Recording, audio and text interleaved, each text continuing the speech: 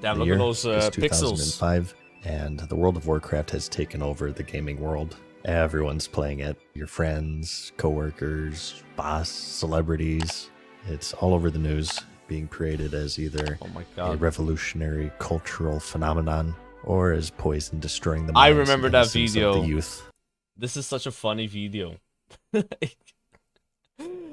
Basically, this like some Australian dude, I think, just like screaming at like people when he's doing BGs, and they just made a documentary about it.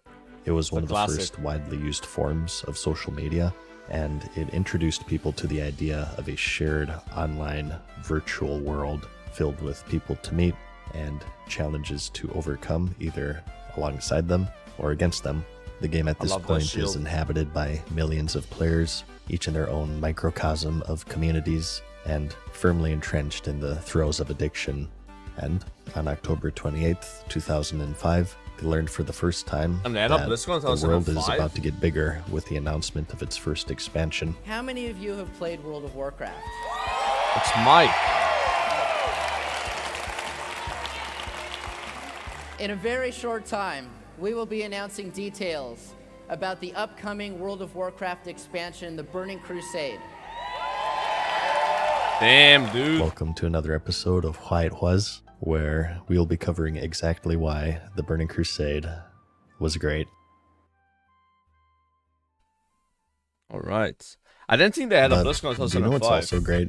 Having something to balance out that gamer diet of red meat and high fructose corn We're syrup. watching the ad, which brings guys. us We have to today's respect the sponsor, video and AG1. watch the You ad. know how World Alright? of It's only Warcraft fair. sort of fills this gaping hole in your life?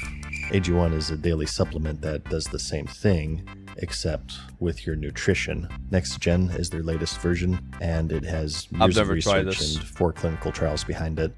Aside from complaining about retail World of Warcraft, it's the only daily quest that I do.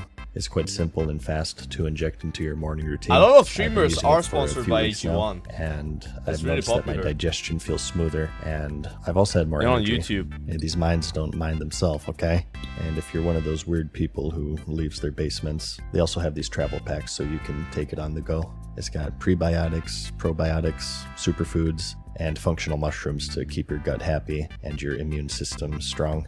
If you're interested, you can get it on the AG1 website using my link in the description, and you can subscribe at less than $3 a day, and you'll also get $76 worth of free extras like 5 travel packs, a shaker, 30 a metal servings is canister, $80? and a bottle of vitamin D3 and K2.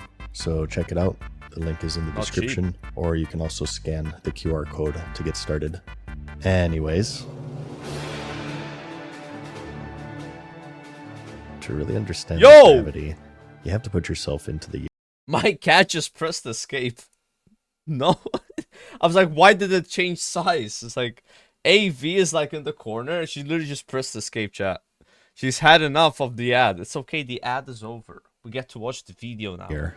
Today, Calm the down. concept of a shared online world has Oh, lost man. nearly all of its wonderment and mystery.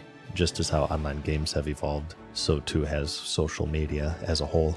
Design elements that once made the genre unique are now borrowed in many different genres of games, and as a result, it's become just another category of gaming, and one Yep. that is most often quite predictable and formulaic at that.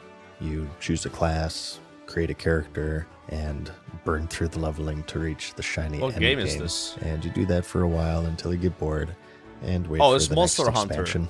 But back in these growing years of the I think. genre, even the idea of an expansion Lost was Ark. a new and exciting Really? thing. World of Warcraft at this point was the standalone I even played that, I outlier. don't remember. Most MMOs that came out lived quite short and Been like 3 uneventful years. lives. They often flopped, and they rarely turned a profit to warrant continue being supported, let alone having an entire expansion of content being developed for them. Today, you know what to expect. A new level cap, more zones and dungeons and raids, maybe a couple new systems here and there. Yeah. But back then, not so much. Especially if you took into consideration the fact that social media as a whole was still in its growing stage. YouTube at this point was a dating website. The streaming culture hadn't A existed dating yet. website? And so the spread of information was talking about? still in its early stages. So the announcement of a new expansion was accompanied by this shroud of mystery. And the most that you could hope to learn about it was from the official blog, fan websites. Dude, that and looks so also, cool. of course, word of mouth.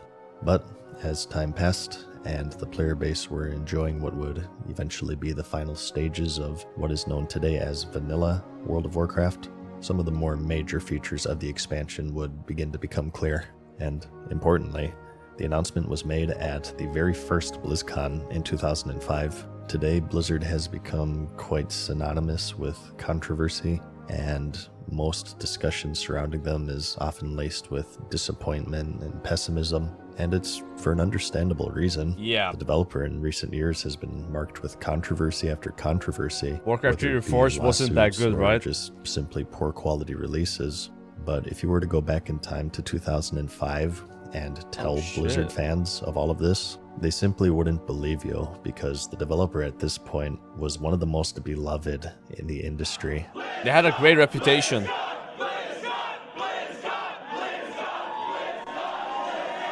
Their quality at that control hype. was extremely strict, even canceling games if they felt like they weren't good enough. And because of this, no matter what game they released, whether it be an RTS or an action RPG, side-scroller, beat-em-up, whatever, if it had the Blizzard name attached to it, it was almost a guarantee that it was going to be genre-defining.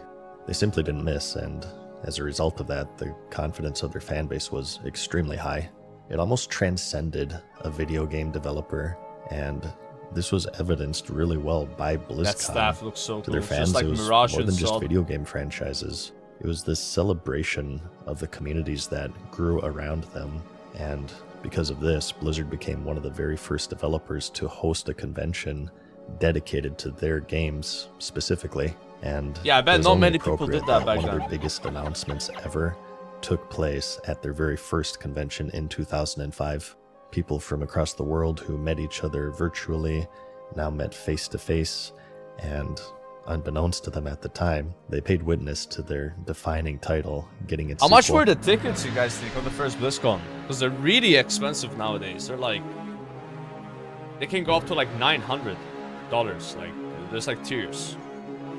It's insane how high the price is. Like The $250, I Dark think they Portal, start. which had long been dormant since the events of Warcraft 2, had finally awakened, which opened up a gateway into the realm known as the Outland. In the very first episode of the series, The Warlords of Draenor, we explored the old Warlords orc of homeworld, Draenor? where the Talk about various TVC clans here, such as bro. the Blackrock, Shadowmoon, and Hellscream resided. An expansion made possible by way of an alternate timeline, where Yeah. it deviated at that pivotal moment where the leader of the Iron Horde, Gromash Hellscream, would accept Gul'dan's offering, turning he and his clan into mindless followers of the Burning Legion. So the Burning Crusade is the original timeline, and set after the events of Warcraft 2, where the once lush and beautiful lands were destroyed and corrupted as the Burning Legion spread its influence across the world. This was the original Demon expansion, while adventurers were busy fighting old gods and minions of the Lich King in Azeroth.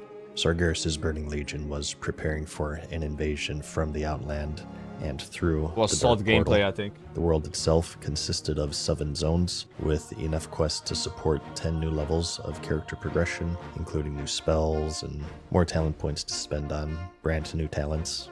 In these 7 zones were a whopping 16 dungeons, and even more important was the new 16 heroic dungeons. difficulty That's actually setting. a lot. In the for an- Legion for an episode, we expansion. discussed the Mythic Plus system and Blizzard's attempt to bring 5-man content up as a viable form of endgame. Heroics were the first attempt at this. As vanilla got older, naturally were the so players hard in became TBC better heroics. and more geared, and because of that, the dungeon slowly transitioned from the endgame to a stepping stone to the endgame for many of its player base.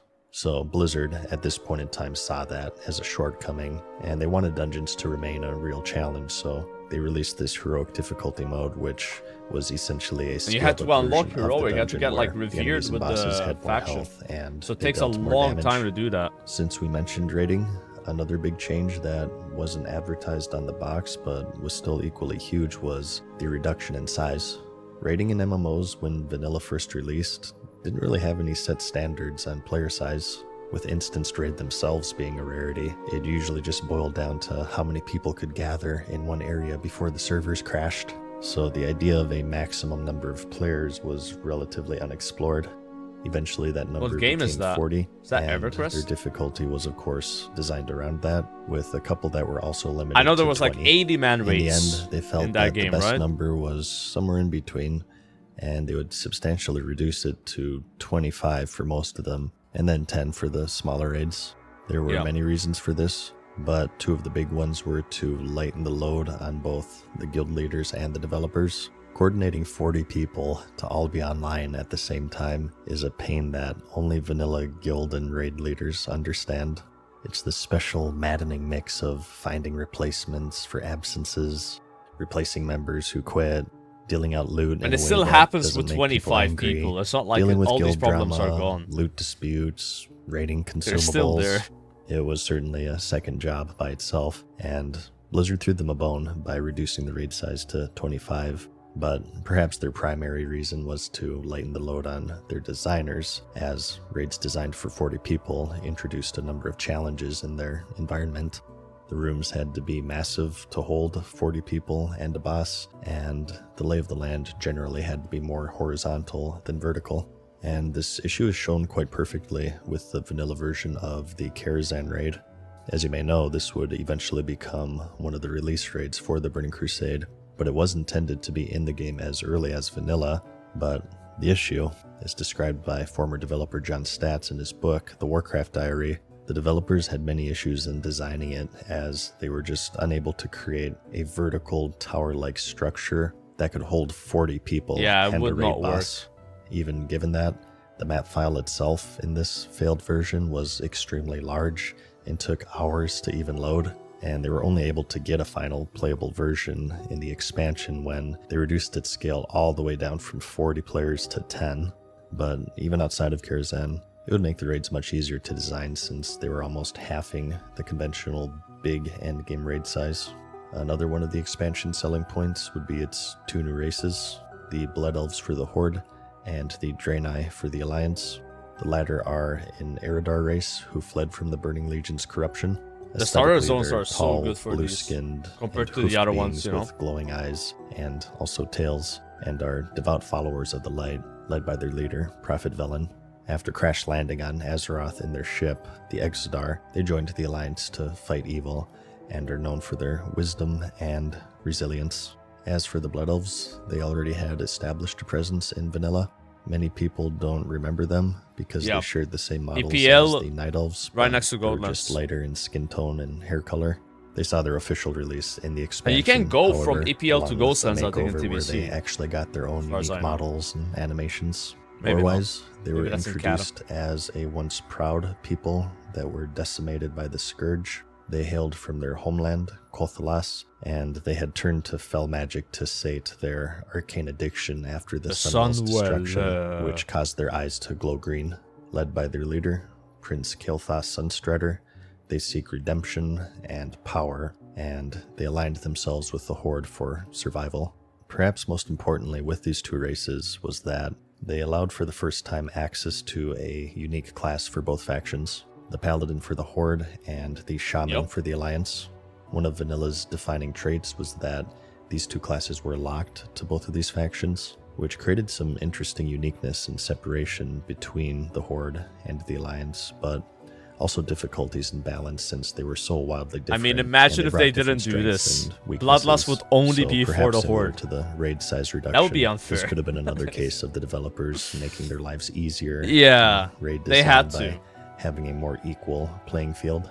But as we learned with BFA and Draenor, the main features are really only as strong as their supporting features. Professions and skill crafting are their own form of endgame for many players, and they would see a lot of love across the board with new recipes and weapons that kept specialization quests, upgrading based but on the perhaps phases, most right? notable would be the addition of a new one, jewel crafting, where by mining, players could loot gems Prospecting. and create various items and jewelry, or cut them into various stat boosts, which were then applied to the also new socketed items. Many of the new items in BC would have different colored sockets to match with certain gems, playing off of the color wheel, which added another layer of customization on top of the enchant system that was already in place. But PvE wasn't the only area to see change. as it was the Burning Crusade is when arena modes made their PvP, debut. let's go. Up until this point, there were 3 main choices for PvP: to fight out in the open world, inside of instance battlegrounds with objectives to compete for, or in friendly duels outside of your... How about you? But like, this BG is like my favorite BG of all time. Like, if there's no this one, it's like Arati, but like this one is so good. Like Netherstorm, or like Eye of the Storm, right? It's called. Compete for, yeah. Or in I just like duels knocking outside of your people major off in capital. the middle. Although all It's 3 so of these had much their fun. fair share of competitiveness, with Battlegrounds probably being Used to play a most hunter, intense. I would throw explosive Blizzard wasn't trap quite that would knock satisfied, you, and just they knock like wanted to 2 gain some people in ground one on go. the And if I get knocked, I growing just esports disengage scene. back. They had already seen It's a some blast, success with their RTS series, Warcraft and Starcraft. Yeah, Eye of the Storm. Starcraft in particular was gaining some serious popularity, so it only made sense that they saw the potential with their MMO juggernaut, and so the arena system was born, where there was just one objective: kill the other team in a one-life team deathmatch setting. Very Players could simple. create teams of 2, 3, or 5, and I didn't like this though. The arena team system in TBC is so clunky, bro. Not a fan. But that's just what they had back then. You had to pay gold to make a team, and then you had to invite specific people. You could be more people than, like, you know, if it's like a 2v2, it can be like 4 people, right? But it's just so annoying. You have to, like, you know, kick people that were inactive and then invite new ones, or just leave and then make another team. It was scuffed, right? Maybe they could change this in TBC Anniversary. That'd be kind of nice, you know? and compete against each other. In I know they various changed it in arenas Cataclysm, for right? In ranking, Cat's which would unlock access different. to high-level PvP gear and other rewards such as mounts. These pieces also had a new stat called Resilience, which reduced damage taken from other players in an effort to make the PvP less Yeah. bursty and more controlled. And this itself was a huge change in the flow of the PvP of the game. It was a clear challenge from the developer. You think you're good at PvP? Well, now it's time to prove it. They had hoped that this system would foster a more competitive environment and finally allow them to bring World of Warcraft into esports along with StarCraft and Warcraft. This is Rat PvP And here, though. most exciting for many were the addition of flying mounts. Azeroth was a Dude. big place. Why? I never understood this about TBC. Like, the first flying mount you can buy is only 60% flying speed. So it's actually slower than a ground mount. But then epic flying is 280%. It's actually nuts. And if I'm not mistaken, the flying mount, if you're on the ground with it, like the slow one, it doesn't move at 100% speed. I think it moves at 60% too. I don't know. It's just so scuffed. If I was Blizzard, I would definitely buff the 60% to 150%. I think it would make a lot more sense, right? Starting at 60% is so bad for the game. Like, and also, like, kind of promotes RMT, because like people they're gonna buy gold just to be able to get the faster one, right? But if the gap between the fastest one and like the first one you get is smaller, it wouldn't be as like bad to do it, right? Like, I had a character, in fact, that had 60% flying and a warglaive. I was just like, dude, I don't have 5,000 gold to spend. It's way too much, right? And I would just fly at 60%. In fact, most of the time, I think it was faster for me to just take the flight paths. I would just fly to Netherstorm. But yeah, it's kind of wild. Like, I would keep the 280, but then make the 60 150 for sure. It's just way too slow, man. Between the Eastern Way too Kingdoms slow. and Kalimdor, it held 38 zones to explore, and discounting flight paths and boats and zeppelins, it was all on the ground. And while this certainly has its advantages, such as giving the world the feeling of being massive and imposing, many dreamed of wresting control away from their pre-designated flight paths and to go where they pleased. As such, flying mounts became a highly requested feature. I mean, TBC throughout was all of designed Vanill's around flying lifespan, mounts. and they finally You saw know, it released in the Burning Crusade, where there's after areas where reaching you the need new flying maximum mounts to level, access 70, quest areas. they could unlock the ability to train them, which allowed them to fly in the Outland, with Azeroth still being locked to the ground. And all of this was to start the expansion. These were but a few of the major features that the expansion had to offer, but previews alone looked quite promising. From this point, Blizzard would frequently post updates on their website and fed This bits looks and so pieces cool. and details to the players little by little. And so, World of Warcraft Vanilla continued on, eventually the final raid, Nixramas, was released, and the player base was left with a question. What's next? Well, on January 16th, 2007, they found out with the release of the hottest game's first Wait, expansion. it came out in the start of Burning Crusade. 2007. I always thought it was 2006. Fantasy and fixation are the features that contribute to the addiction Fox that News. millions cannot shake for an online game called World of Warcraft. Now there's mania on top of madness for the game, and you've got to brace yourself for this.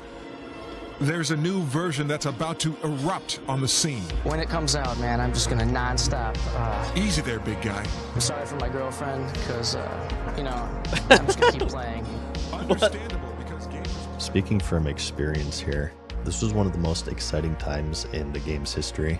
Being at the maximum level for so long, the idea of seeing new zones and It must have going been on so new hype. quests and getting more items The was OG launch. incredibly exciting. This was also before the era of digital downloads, so anyone who Yeah. wanted a copy would have to That looks so physically sick. leave their basements and go get them from the store. Many would attend launch parties and wait in line in tents, counting down the hours and minutes until midnight when they could pick up their copies. Now a nostalgic, long-lost tradition that came with new video game releases. Just camping Developers outside the made store. special appearances in California, and they would sign copies before sending the players off into the Outland. That is Guilds sick. raced to the new maximum level and started their attunement chains, and everyone watched as their classes grew, learning new spells and unlocking the mysteries of the Outland. They would storm through the Hellfire Peninsula and through the Dark Portal, and trudged through the swamps of Zangarmarsh and explored the rolling hills of Nagrand, all while fighting through hordes of the Burning Legion and their allies. Although I would say that it was the next expansion, Wrath, is when they really started to hit their stride with the storytelling. The Burning Crusade is when it really started to get some structure. In vanilla, important lore moments were sprinkled in here and there by way of quest dialogue, or perhaps in-game books that the players could read through. But for the most part, the world itself was the main character, and it was more about just being a very small But that's part what's of cool it. about vanilla, though. While It's this like the isn't world is so necessarily important, inferior, it was the Burning Crusades when they started to transition away from the world and more towards important lore characters. The story and the plot would be more integrated into the quests themselves, and there would be more instances of NPCs where they would engage in dialogue with the players. Expansion villains were also introduced early on in quest chains, which would lead to dungeons themselves and then finally raids. And they really started leaning heavily on characters established within the lore, such as the first demon hunter, Illidan Stormrage, and his ally, Kil'thas Sunstrider. I mean, these were big characters. The raids were from also Warcraft. a very large part of this, whether it be the Sanctum of the Fallen Guardian, Medivh, or the time traveling in the battle for Mount Hyjal, or fighting through the halls of the fallen Eridar capital. It was clear that the lore and story had started to really become a large focus of the game. They were as difficult as ever. Heroics were split up in theme into different hubs spread throughout the world, and they provided pretty stiff challenges, especially early on, and they rewarded valuable loot in return. Many today reminisce that the raids were the hardest in the game's history. The actual raid size was reduced, but this meant there was less room for dead weight. Each of the 25 players had to be very capable and on top of their game to clear through them before they would eventually be hit with the nerf bat. This was just due to their sheer difficulty, but another huge part of it was just the fact that there was still only one difficulty mode. Today, especially since the Cataclysm with the release of the Looking for Raid mode, some would even say it's a trivial matter to see all of what the game has to offer at its most base level. But back then, if you couldn't kill a boss, there was no lower difficulty mode to run to. You either just had to play better and kill it, or hope that it would be. I like that them. more. I think And it's more fun while like this that. is certainly unforgiving, it also ensured that there was always something to work towards. DBC There would was the always be last some version of WoW that optimization had you only could one do. difficulty It mode. could be a gear piece to acquire, maybe some enchants or gems to tweak, and it demanded that players to look at any and all crevice for ways to improve their characters and their gameplay. Even zoning into them was a challenge, as it also marks the era Attunements. of Yeah. attunements. Long quest chains that required Super a long quest campaign chains. across the Outland and its dungeons, and even previous raid tiers. they would be complicated enough that diagrams like this would be needed to even understand it all. Insane. And it served as I had its like an own form add-on of character for it. progression beyond the traditional leveling and gearing that players were familiar with. Because you had to do like So- 4 heroics, and then to do those heroics, you had to unlock revered reputation with all of them, and then those 4 heroics would then lead to you to be able to attune to a raid, and then that raid would then allow you to attune to another raid. Like, didn't you need to do some attunement just to summon Nightbane in Kerosene? I don't think you could just pull that boss. You had to do a long attunement quest chain. I think even involving killing Gruul and the Mechpterodon to be able to summon Nightbane, if I'm not mistaken. And All this not is to many say- people did that. especially with the player's skill level at the time. Not many people did it. And the limit of information across social media, there was certainly no shortage of difficulty in the Burning Crusade. And as for its overall balance, the Horde finally got to enjoy the benefits of Paladin Blessings, and likewise the Alliance saw benefits from Shaman Totems, which Yep. brought this new element of balance and meta to the game. And speaking of this, and this wasn't something that you would find on the list of major features, but another thing that really defined the expansion was the way that the classes evolved. As revolutionary as vanilla was at the time, the class balance was still in its early stages, and there would be some specializations that you would rarely see in any area of the game, not just raiding. Certain classes like paladins were primarily forced to heal, as their damage and tanking trees weren't very effective. Some specializations would run out of mana within the first 30 seconds of a fight, so Yep. the Any Burning Crusade shuffles. sought to change this with huge reforms to class balance and bringing specializations like the Retribution Paladin up to be more viable, or perhaps giving Shadow Priests a way to regenerate mana, or giving Druids an actual resurrection. And it's because of this. Oh, is really? why They get a rest lot in of people TBC? I today didn't know see that. Burning Crusade is this sort of sweet spot of having a lot of the charm of vanilla World of Warcraft, but without a lot of the jank, especially in terms of its class balance, or lack thereof. And as for Arena, it's a high activity from across the board as the game's best players began to separate themselves apart from everyone. It was during this time that the esports scene for the game had started to grow, and Yeah. Blizzard started hosting tournaments and pitting the best against the best. Personalities tied to the game had started to gain followings, and it really marked a new era in the PvP side of the game. And beyond all of that, flying, jewel crafting, I mean, new Arena races, really blew up. it was WoW all more. received quite favorably, and He's right the about players that. just seemed to be lost in the enjoyment of all of the shiny new things. As always, though, it wasn't all perfect, and I always like to include both sides of the story with these videos. There definitely were complaints to be found. As popular as flying mounts were, they did also have a negative effect in the previously mentioned feeling of being in this massive world. It's the massively multiplayer online role-playing game.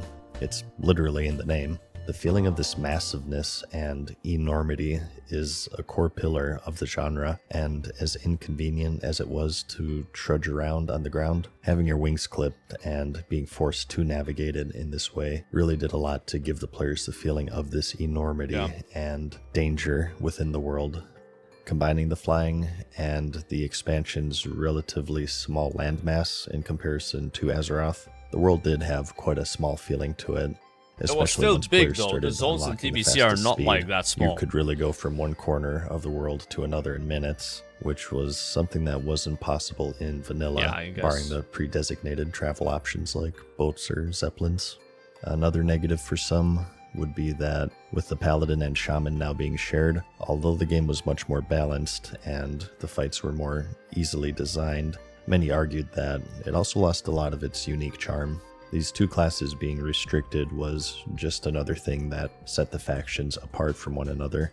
Some argue that one of Vanilla's greatest strengths is its greatest weakness. With imbalance comes uniqueness and a lack of curation and restrictions. And for many, that's really one of the major appeals of the genre. You're sort of thrown into this world, and the experience is what you make of it, almost like an unrestricted playground. And while the Burning Crusade was far from it, this fixation on balance, many remark today, is the source of removing a lot of its charm and uniqueness and freedom. Eventually, Blizzard would start seeing weaknesses in classes as straight up flaws and sought to remove them completely for the sake of balance. But in the process of doing so, they began to lose their identity and started to bleed into one another, so much to the point that they had to completely redo all of them in the Legion expansion to give them an actual identity once again. Another complaint, again not tied to the expansion itself, was that it also marked the birth of daily hubs. In the Outland, there were various factions where, in order to further your reputation with them, you'd need to return daily and complete a set of tasks. This was done to add incentive to keep logging in every day, and as you would know if you saw the Battle for Azeroth episode, this would eventually become a monster that they lost control of, and it slowly transitioned from an incentive to log in to a punishment for not logging in, as they began to dominate every corner of activity. In BC itself, it was rather contained, but it did mark the beginning of a real problem. But in reality, in the criticism section, when I'm mentioning things that weren't even problems during the time, you know it was pretty good. The Burning Crusade had a lot of improvements, certainly a lot to unpack, and it was delivered quite well with a strong cadence of patches to follow. There were some fairly sizable dead spots, but largely because everything was so difficult, many were actually quite thankful for having a chance to catch up and actually finish a raid. Kungin is the main tank, boys. Hell yeah, dude. Before the next one was released. Let's go. It marks one of the most exciting periods in the game's history. This already massive worldwide phenomenon somehow became even bigger, and the rising subscription numbers show that quite clearly. The expansion. Holy shit, look at that. So when TBC came out, there was about 8 million subscribers. When TBC ended, I mean, that's over almost 12 million. So they gained like 4 million subs over the course of TBC. That is insane. Right? Because like I think with Rat, it did go up, but it didn't go up a lot. It just kind of like stabilized. Same with like Katan, and Katan started going down, right? And obviously with Vanilla, that's the first one, so it goes up a lot, you know? Especially here. What the hell is this? Like this just shot up like 1 million or 2 million or something. But TBC had a lot of growth for sure. Today is looked back upon very favorably. For many, it's their favorite era of the game, and it marks a time where the confidence in Blizzard and their games was at this all-time high, and the community was extremely excited and optimistic, and it's certainly earned its reputation as one of the greats of not only the MMORPG genre, but the gaming industry at large. Alright. Oh, it's not over. Or? Never mind. Thanks for watching my video. So this is the 4th in the series and the 2nd of the greats. So far we've been sticking within the realm of World of Warcraft, but I would like to open this series up to other MMOs and games, and I think in the next one we might take a step outside of World of Warcraft for a moment, but outside of WoW? No way. There's other games? Regardless of where we go, I thought WoW was it. I really enjoy making them. Let me know if you have any feedback. Yeah, I want to watch the other ones at some point. If you liked it, and I'll hopefully see you in the next one. Which ones did he do? Let's see. Why it was bad, BFA. Why it was bad, Words of Draenor. Why it was good, Legion. Classic Plus. Okay, so we can watch those some other time. Maybe tomorrow.